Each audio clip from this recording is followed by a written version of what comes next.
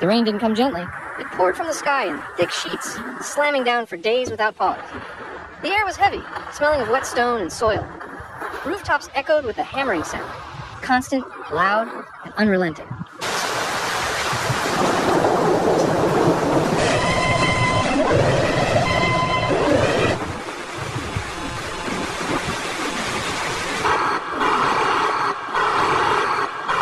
In the hills northeast of Beijing, streams became rivers, and rivers turned into walls of water.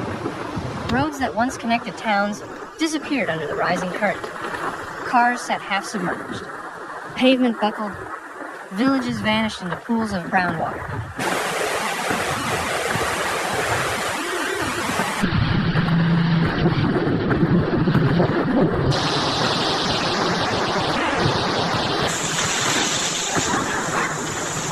The city's outer districts were hit hardest. In places like Miyun and Taishitun, water surged through narrow streets, breaking into homes, lifting furniture, and soaking walls with thick layers of mud. Shops were stripped bare, their windows shattered, goods floating out onto roads like driftwood.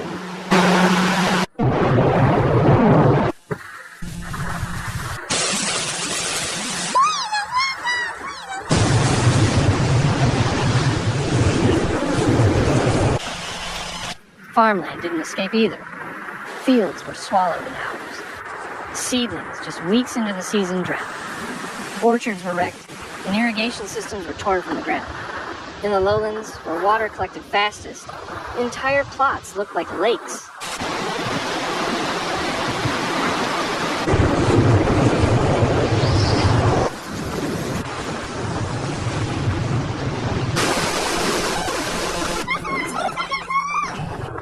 Power lines snapped under fallen trees and mudslides. Electricity vanished in over 100 villages, cutting off communications.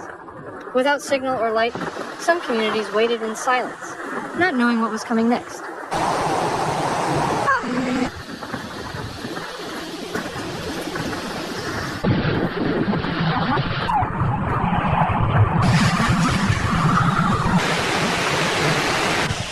Bridges cracked. Highways turned into riverbeds. Train services halted. Deliveries stopped. In just a few days, critical infrastructure that held the region together, water pipes, roads, phone networks, had broken down.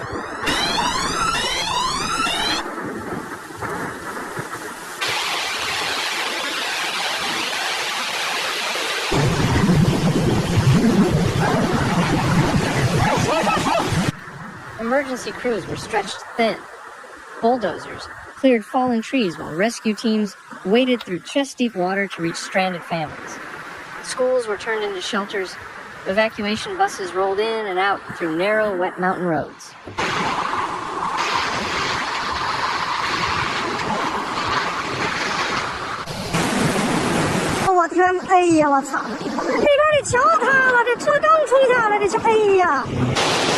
At the heart of it all was Beijing's largest reservoir. It surged to levels not seen in a century. Officials were forced to open floodgates, releasing torrents downstream to prevent a larger disaster. But with that came new threats to towns lying in the path of release.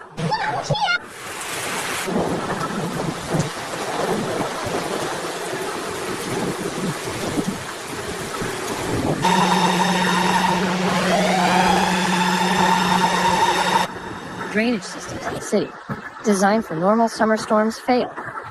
Gutters overflowed. Manhole covers burst into the air. In some neighborhoods, the rain had nowhere to go but straight into basements and underground markets.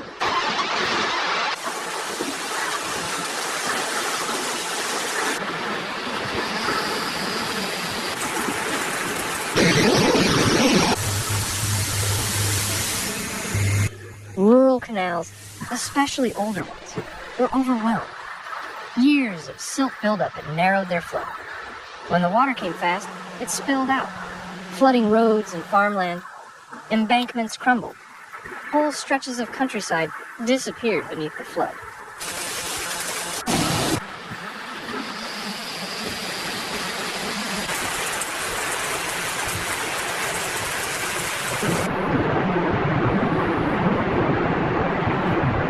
Government response came quickly, but even so, The scale of the disaster was too large for a rapid fix.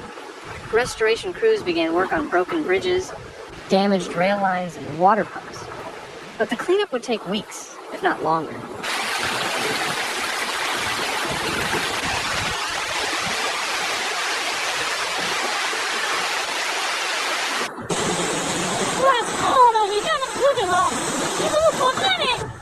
Markets remained shut.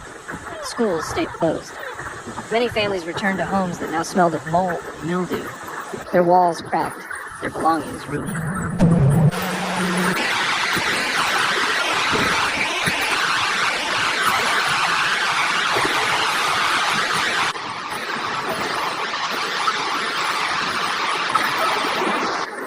In the aftermath, a familiar question returned. Are the systems in place strong enough for storms like these? Many pointed to climate change, a warming world that brings longer rains, stronger winds, and deeper floods. What once felt rare now feels expected.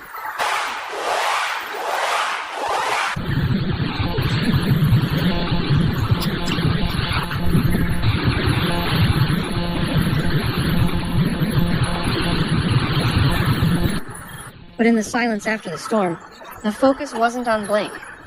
It was on rebuilding, village by village, road by road, trying to piece together what had washed away.